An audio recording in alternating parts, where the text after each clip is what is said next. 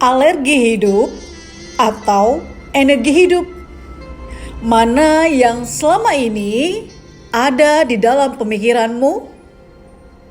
Seperti sebuah kisah dari seorang pria yang mendatangi gurunya. Kala itu pria tersebut mendatangi seorang guru dan dia berkata, "Guru, saya sudah bosan dengan hidup ini. Benar-benar jenuh. Apa saja yang saya lakukan selalu gagal. Orang-orang di sekeliling saya tidak suka dengan saya. Jadi, lebih baik saya mati saja." Sang guru tersenyum dan berkata, "Oh, kamu sakit?" "Tidak, guru. Saya tidak sakit. Saya sehat walafiat. Hanya saja saya jenuh sekali dengan kehidupan ini. Itulah sebabnya saya ingin mengakhiri hidup saya." Sang guru kemudian berkata, "Kamu itu sakit. Penyakitmu itu bernama alergi hidup. Penyakitmu itu bisa disembuhkan asalkan kamu benar-benar bertekad ingin sembuh dan bersedia mengikuti petunjukku," kata sang guru. Tidak guru. Pokoknya saat ini saya tak ingin hidup lebih lama lagi." Pria itu menolak tawaran sang guru. Kemudian sang guru kembali berkata, "Baiklah, kalau begitu besok sore kamu akan mati seperti yang kamu inginkan. Sekarang ambillah botol obat ini dan nanti malam minumlah separuh isi botol ini. Sedangkan sisanya kamu minum besok sore jam 6 petang. Setelah itu jam 8 malam kamu akan mati dengan tenang," ujar sang guru. Dan kini giliran si pria itu, ia menjadi kebingungan. Sebelumnya semua guru yang dia datangi selalu berupaya untuk memberikan semangat hidupnya, mengembalikan semangat hidupnya. Namun guru yang satu ini lain. Guru ini aneh. Alih-alih memberikan semangat hidup, malah menawarkan racun. Tetapi karena ia sudah benar-benar bosan dengan hidup ini, ia menerimanya dengan senang hati.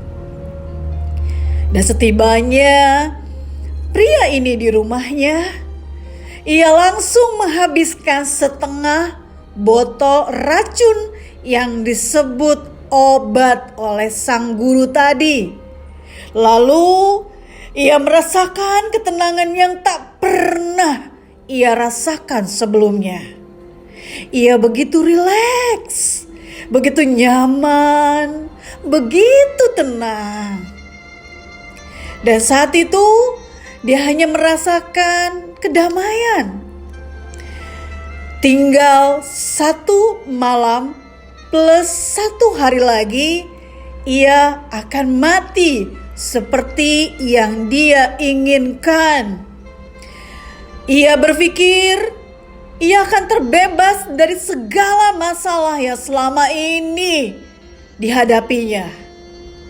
Dan malam itu ia memutuskan untuk makan malam bersama keluarganya di restoran yang ternama. Karena dia berpikir ini adalah malam terakhir bersama keluarganya. Sesuatu yang tidak pernah ia lakukan beberapa tahun terakhir. makan malam bersama keluarganya di restoran yang ternama. Karena ini adalah malam terakhirnya, maka ia berpikir ia ingin sekali meninggalkan kesan yang manis bagi keluarganya. Sambil makan, ia terus bersenda gurau. Suasana malam itu sangat harmonis. Semua yang melihatnya merasakan kenyamanan dan merasakan hal yang berbeda dari sebelumnya dari seorang pria ini. Kemudian setelah mereka sampai di rumah, sebelum tidur, si pria ini mencium istrinya dengan sangat lembut dan berbisik, "Sayang, aku mencintaimu." Malam itu menjadi malam yang sangat romantis bagi mereka. Esoknya, setelah terbangun dari tidur, ia membuka jendela kamarnya dan melihat keluar. Tiupan semilir angin pagi yang merambati tubuhnya dan dia merasakan segar sekali saat itu. Ia pun tergoda untuk melakukan jalan pagi dengan udara yang masih sejuk dan fresh. Setengah jam kemudian, ia kembali dan menemukan istrinya masih tertidur. Tanpa membangunkannya, ia masuk dapur dan membuatkan 2 cangkir teh celup panas.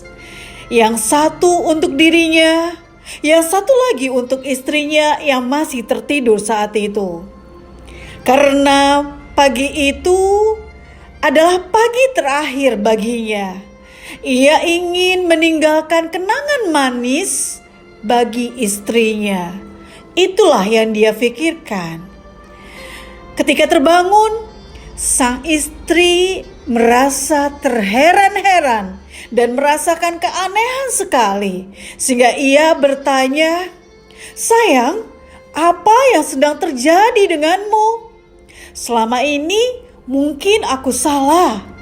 Maafkan aku, sayang." Demikian ujar sang istri. Dan ketika dia berangkat pergi ke kantor, si pria ini menyapa setiap orang, kemudian ia menyalaminya dengan sangat ceria dan bahagia.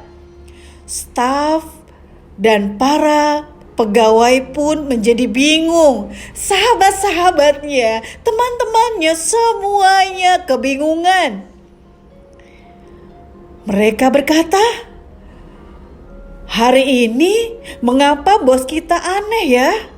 Kok jauh lebih baik? Kok jauh lebih ceria?" Sikapnya pun menjadi berubah. Bos kita menjadi sangat lembut. Wah, ada apa ya? Mereka semuanya bertanya-tanya di dalam hatinya. Si pria memikirkan bahwa karena siang ini adalah siang terakhirnya, ia ingin meninggalkan kenangan manis kembali untuk para staf, karyawan, pegawai, dan sahabat-sahabatnya. Dan seketika itu, tiba-tiba segala sesuatu di sekitarannya berubah. Semuanya merespon perubahan dirinya. Semuanya merespon dengan sangat bahagia dan baik sekali. Dan si pria menjadi sangat ramah serta lebih toleran. Bahkan menghargai pendapat-pendapat yang berbeda di sekitarannya. Si pria merasakan tiba-tiba hidup ini merasa sangat indah. Ia mulai menikmati kehidupan barunya. Dan ketika ia pulang ke rumahnya jam 5 sore, ia menemukan istri tercintanya yang menungguinya di depan beranda rumahnya. Kali ini justru istrinya yang memberikan ciuman mesra sekali kepadanya sambil berkata, "Sayangku, sekali lagi aku minta maaf ya kalau selama ini aku merepotkanmu, menyusahkanmu. Sekarang aku bahagia sekali." Dia terpana. Si pria ini pun tercengang. Dan kemudian anak-anaknya pun tak ketinggalan. Anaknya keluar menemui sang ayah dan anak-anaknya berkata, "Ayah, maafkan kami semua ya. Selama ini ayah selalu tertekan karena perilaku kami." Ya Tuhan, tiba-tiba sungai kehidupan pria ini mengalir kembali dengan sangat derasnya. Tiba-tiba hidup menjadi sangat indah baginya. Dan ia pun merenung kembali, "Tuhan, mengapa ini semuanya menjadi indah?" Dan saat itu ia pun mengurungkan niatannya untuk bunuh diri. Tetapi bagaimanapun, setengah dari botol racun yang diberikan sang guru sudah terlanjur ia minum sore sebelumnya. Ia pun tersadar dan ia pun bergegas mendatangi sang guru kembali. Kemudian dia datang kepada si guru dan ia melihat wajah pria itu. Rupanya sang guru langsung mengetahui apa yang terjadi. Sambil tersenyum, sang guru berkata, "Buang saja botol itu. Isinya cuma air biasa. Kamu sudah sembuh." Dan dia terbelalak. Si guru menambahkan kembali, "Apabila kamu hidup dengan kesadaran bahwa maut dapat menjemputmu kapan saja, maka kamu akan menikmati setiap detik kehidupanmu. Luruhkan egomu, keangkuhanmu, dan kesombonganmu. Jadilah pribadi yang lembut selembut air dan mengalirlah bersama sungai kehidupan. Niscaya kamu tidak akan pernah merasa jenuh dan bosan dalam kehidupanmu. Inilah rahasia kehidupan. Inilah kunci kebahagiaan. Inilah jalan menuju ketenangan dan kedamaian."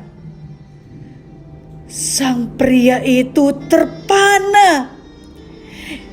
Ia kemudian tersadar dan langsung menyalami serta mencium tangan sang guru. Kemudian berkata, "Guru, terima kasih. Terima kasih guru. Karena engkau telah memberiku kunci rahasia kehidupan yang selama ini aku abaikan. Yang selama ini tidak pernah aku lihat." Dia pun menangis terseduh dengan sangat harunya. Karena ternyata dia tidak pernah mensyukuri apa yang sudah ada. Dia hanya fokus kepada masalah-masalah yang terjadi. Padahal kunci itu sudah ada di tangannya. Guru tersebut tersenyum. Dan guru itu menyalaminya. "Selamat karena kamu telah lulus di kehidupan ini.